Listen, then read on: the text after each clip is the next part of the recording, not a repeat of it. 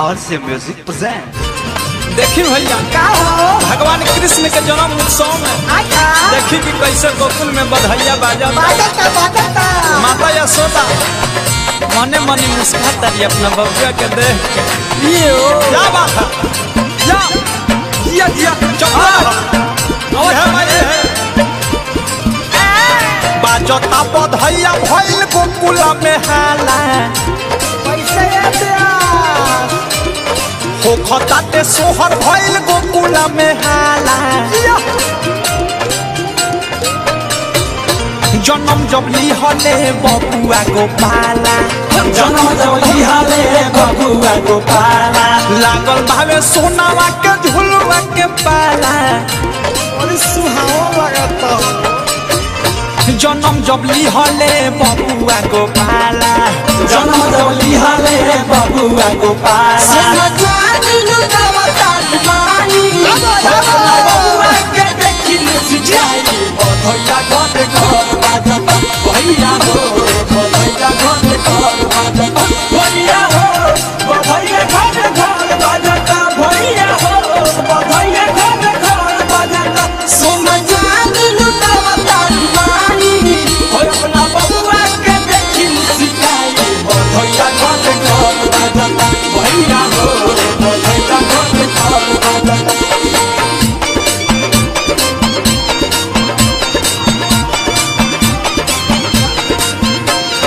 खुशी बाटे इतना की गोड ना पाता अरे प्यास सगरो को खुला में धूप चौबा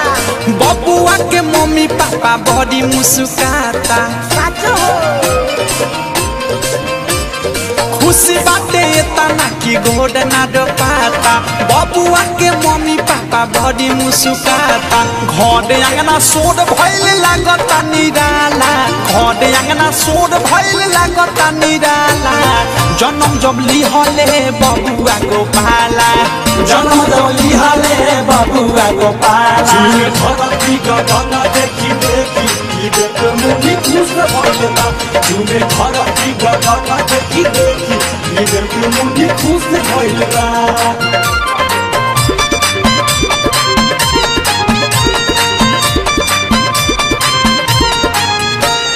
बउआ के लोग देखे आवे झटपट हो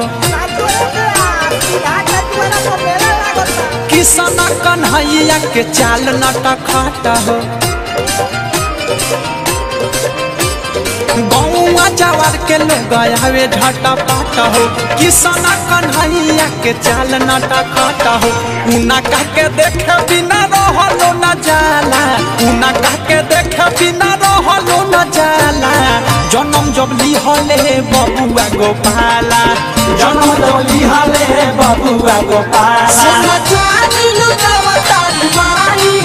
अपना बबुआ के देखी सिखाई बधैया घरे घर बाजता भैया हो बधैया घरे घर बाजता भैया हो बधैया घरे घर बाजता भैया हो बधैया घरे घर बाजता सोना चांद लुटावता मानी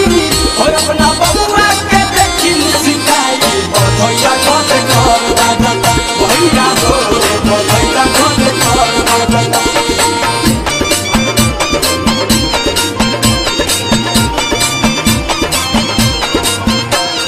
बिकी विशाल पड़े उ न करबा खाना हो